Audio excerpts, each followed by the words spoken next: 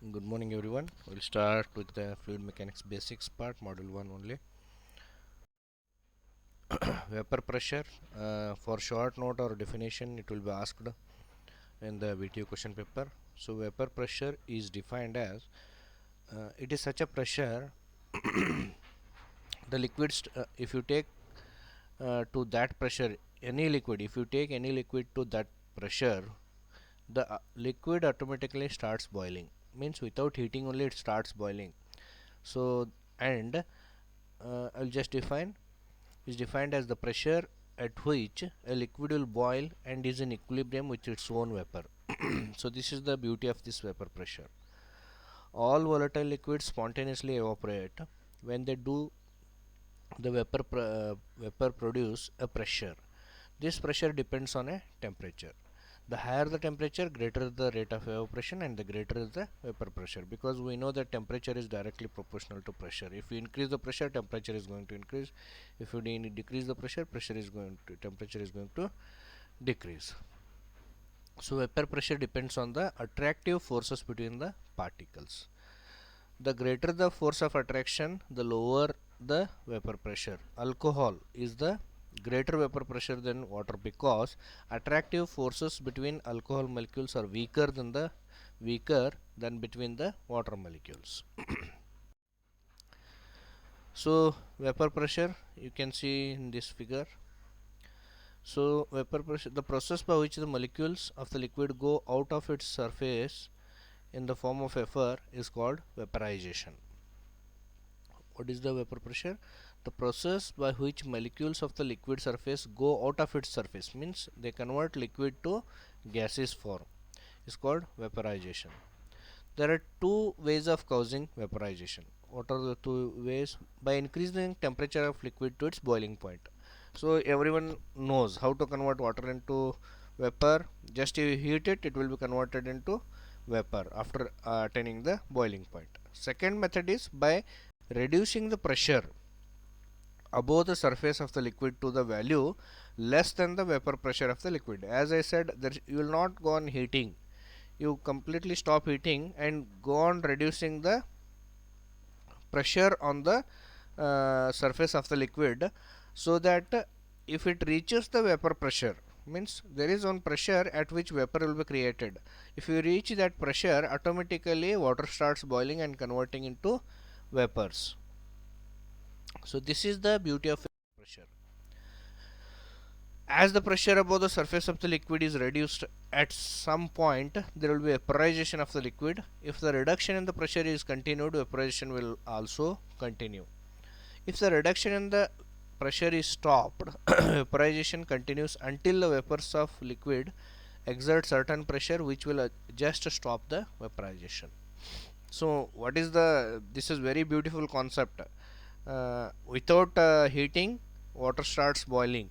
If anyone asks question, you should tell that it is because of vapor pressure. This minimum partial pressure exerted by the vapor of the liquid just to stop the vaporization is called vapor pressure of the liquid. If the pressure over the surface goes below the vapor pressure, then there will be vaporization. But if the pressure above the surface is more than the vapor pressure, then there will not be vaporization unless there is a heating. So this is the concept. So importance of vapor pressure. So for some certain applications we are going to use we are going to take the this one liquid to vapor pressure to get our needs. In case of hydraulic turbines, sometimes pressure goes below the vapor pressure of the liquid. This leads to vaporization and formation of bubbles in the liquid. When bubbles are carried to high pressure zone, they get bursted, leaving partial vacuum.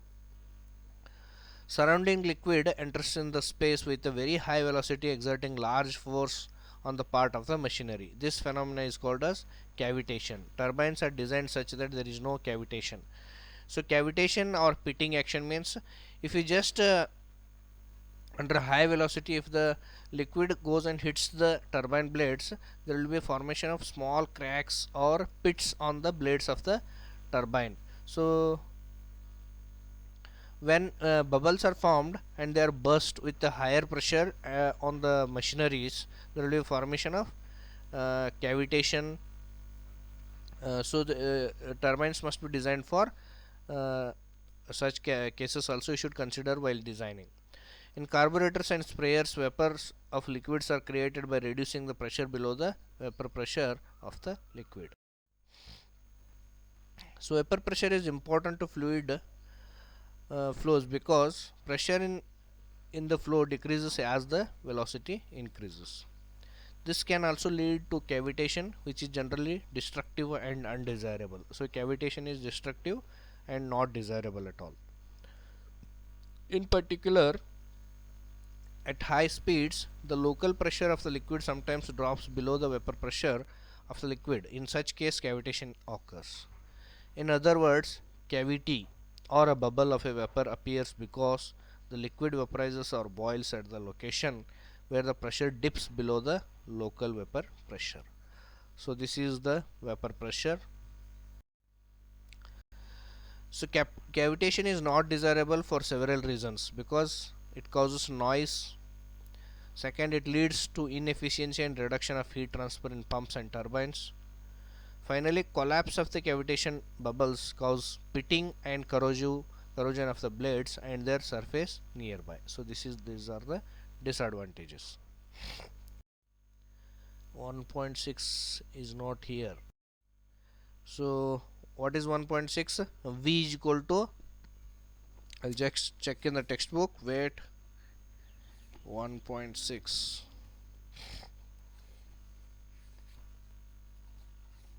Once again, I'm just checking the things.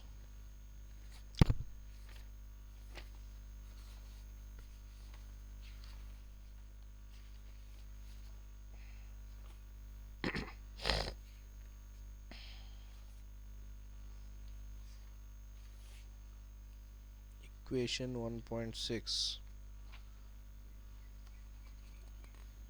Okay, 1.6 isothermal. See here, he has given two equations. For isothermal process, P by rho is constant. So P by rho is constant means what? That equation we have to take. So P by rho is constant, or we can say P by volume is constant. So volume, because volume is 1 by rho he has given. So differentiating the equation, will get P dV into V dP is equal to 0, because constant is that side. So P dV is equal to minus V dP. So P is equal to V minus V divided by dP by dV. So this is, by substituting in equation 1.1, will get K is equal to P. K is equal to P we will get. Second, similarly for the adiabatic process, equation is P by rho raised to K is equal to constant, and I can say and V is equal to 1 by rho I know. So V raised to K. So P into rho raised to K. Similarly differentiating, we will get this equation and we will get K is equal to Pk.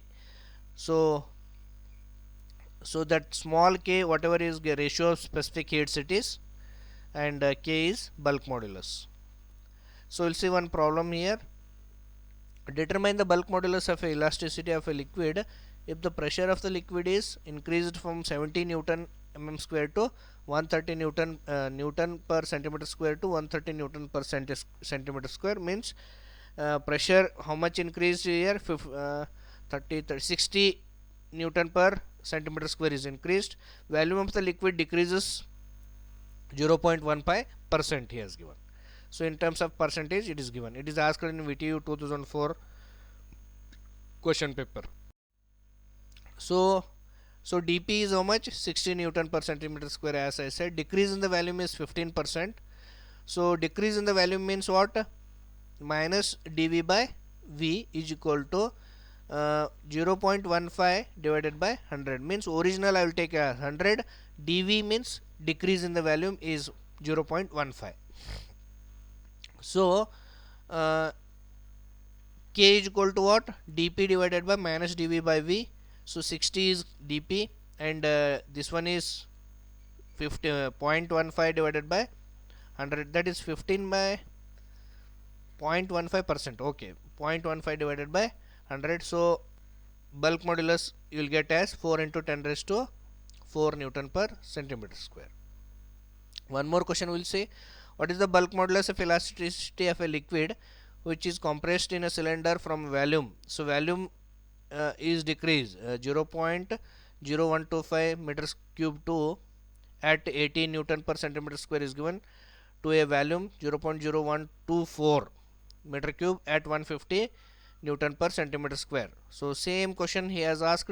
So V, original V is given, change in V is also given. So dV you can get. So dV by V is 0.001 divided by 0.0125, you can get that. So dP also you can get 150 minus 80. So just divide that, you will get the answer 8.75 into 10 raised to 3 Newton per centimeter square. So now we will go for further part. We have to enter into the subject with the main property, that is pressure.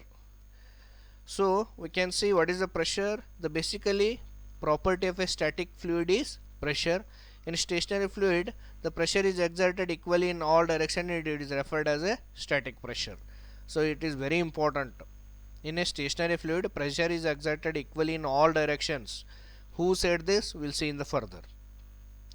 In a moving fluid, static pressure is exerted on any plane parallel to its direction of motion.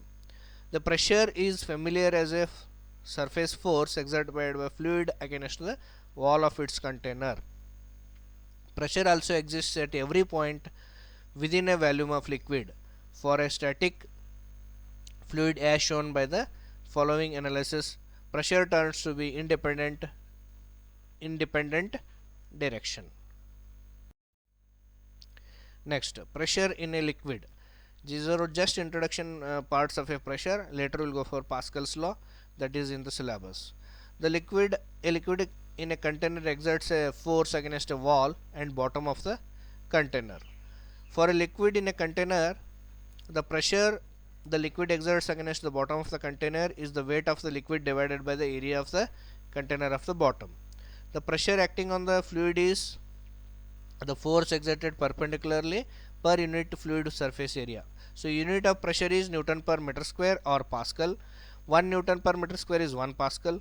1 atmospheric pressure at sea level is 1.013 into 10 raised to 5 pascals, or 14.7 lb per inch square.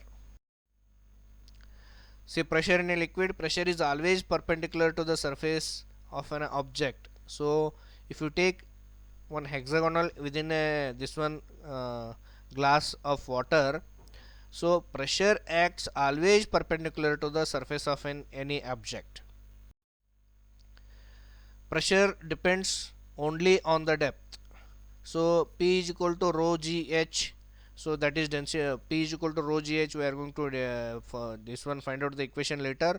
But as for now, pressure is always equal to rho gh. Rho is density, g is acceleration due to gravity, and h is depth or height of a height inside the height between the surface of the liquid to the object. So density of water is constant, acceleration due to gravity is constant, h. As the h increases, pressure also increases. This is what this figure is showing. So pressure in a liquid, pressure increases with the depth. So the speed of the water leaking from a bottle hole is larger than that of the higher one. So if you take 3 holes for a bottle, so which is the highest height from the top, it will give you a higher speed of water. So this is what is shown.